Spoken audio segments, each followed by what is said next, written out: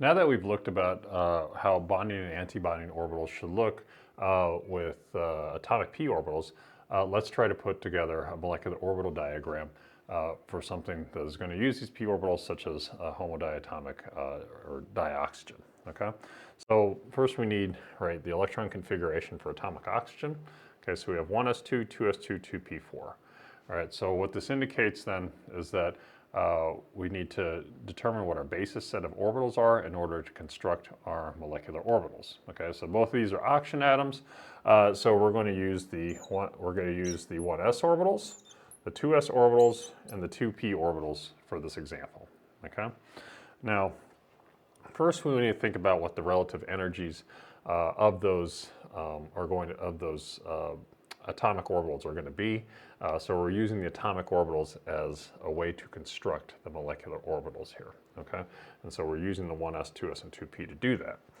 Now, we're going to draw some relative, we're going to put our orbitals in sort of a relative energy diagram here.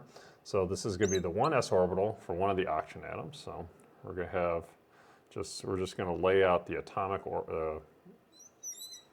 relative energies of the atomic orbitals that we're using as our basis set. So this is one oxygen, and this is the second oxygen atom of this O2. Okay, so our 1s orbital is going to be lowest in energy, and so keep in mind that, we don't usually draw this axis here, but this is energy.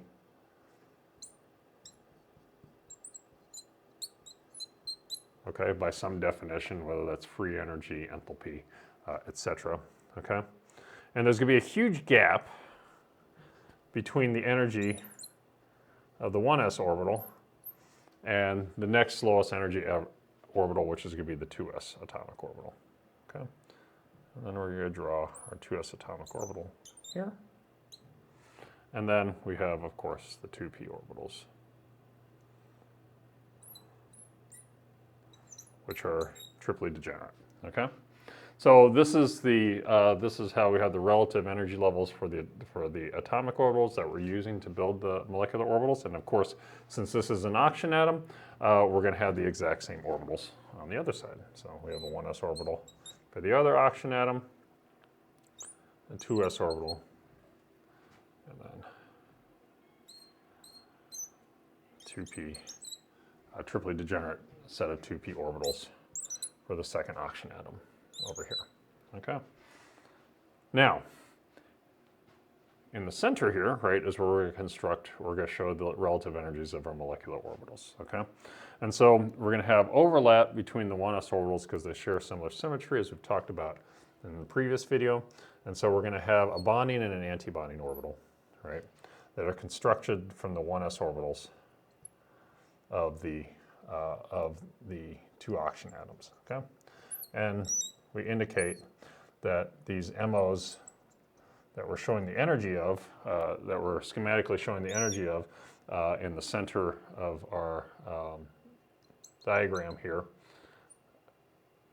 we draw dashed lines to them to indicate that these have what we call 1s character. So they're going to be constructed from the 1s atomic orbitals of the two oxygen atoms. Okay. Right? And so we had this giant energy gap between the 1s and the 2s orbitals, okay? And then we're going to draw a second set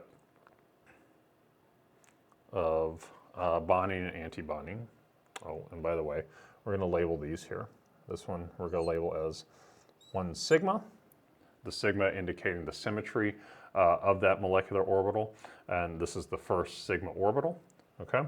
Versus the second one we're going to label as 1 sigma star because that has sigma symmetry but is an anti-bonding orbital.